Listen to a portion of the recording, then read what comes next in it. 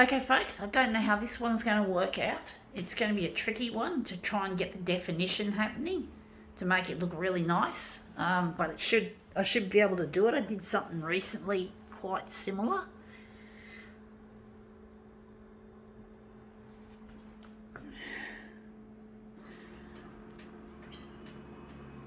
Gonna have to darken it. I'm gonna make a negative image of this. So I'm going to enlarge it. We'll do that when we put it on the glass.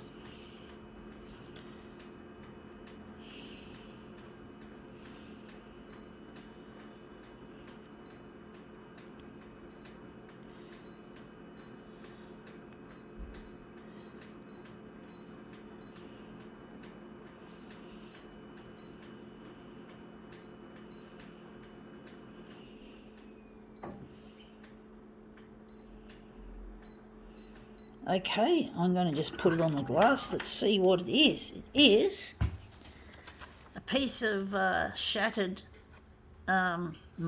mobile phone glass, I do think. Looks like it's better that way, like it's showing more definition, but it's going to be easier to put that in the corner. So I'm just wondering which way we're going to do it. I'm going to put that in the corner and put a piece of paper behind it. It's going to make a bit of a mess, like these things often do. So we're just going to put that in the corner, and we're going to use a piece of paper, and yeah, so that's it there in the corner.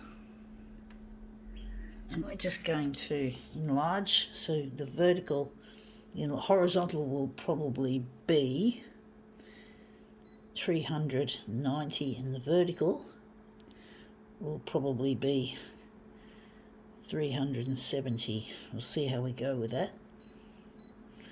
See how it works. So we're just going to put this behind it. But yeah, these are found objects. Things like this I find, and I try to utilise them as demo material. Actually, I've got to do something. I've got to set it differently. I've got to set it to dot matrix to give it more darkness when it's a negative image. I don't know how it's going to look.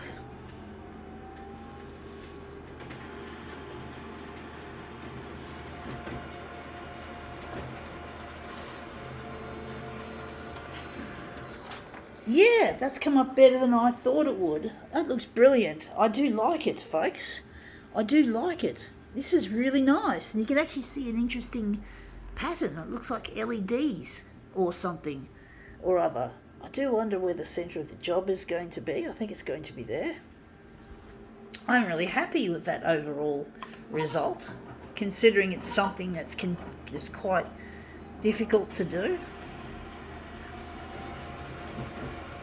Well, the last time I did it, it wasn't as easy as this. Remember, this photocopier art that I do, folks, is highly experimental. So you've got to expect things not always to work out. And yes, we've got a problem with the toner bubbling, unfortunately, which has spoiled the look of this image. Sort of feel like I wish I didn't have so much toner on the image, because there's just so much toner and it's curling the image as well as causing these bubbles. So I'm really annoyed at that, at the curling. But these images are pretty heavy, very heavy. So you've got to expect a little bit of hijinks from the materials. So yeah, you've got to expect a bit of shit happening. Sort of spoils the fucking image quality and the whole fucking lot. Sorry, folks.